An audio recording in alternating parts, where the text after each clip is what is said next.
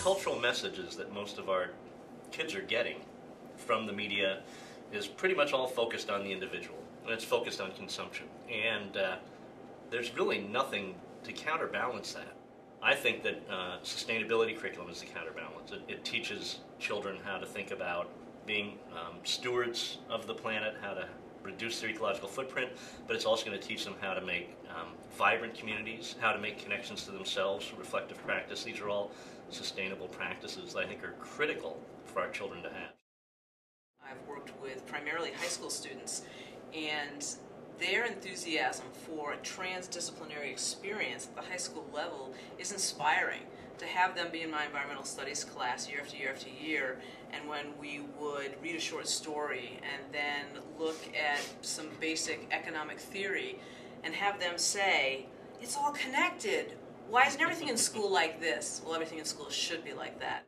The Department of Environmental Studies is the oldest graduate department of environmental studies in the country. So we've been doing this a long time, and although we didn't start with a focus on, I'd say, classic sustainability studies, we have certainly moved into that. Now we have 3 departments that are really starting to think seriously about sustainability. That's a very powerful connection. We're able to draw on the expertise of the faculty members in both the Education Department and in the Environmental Studies Department, and bring to this field of educating for sustainability people with backgrounds that go back 20, 30 years in perhaps a specific field of education or a specific field of ecology. So I hope that we're a model for people collaborating, finding the connections, and living more sustainably.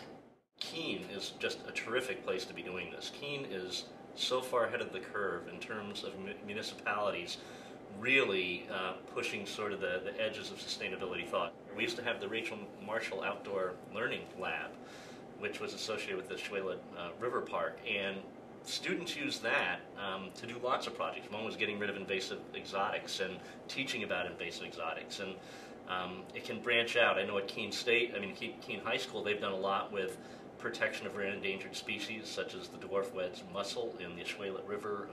There's all sorts of projects students can get involved. There's more to educating for sustainability than just environmental education. It's important to include economics and social equity, and for me, all of those together make this a very exciting program, and I know it's good work. It's what we should be doing as educators, and I think that we're going to see more and more programs becoming available to teachers, because this is what we absolutely need in order to be sustainable in the future. Nature's figured out sustainability. It's done it for 3.5 billion years, and that's a long run. So we don't have to reinvent the wheel. So it's really, for me, it's exciting to take the principles I teach in ecology and show how they can be directly applied to human systems.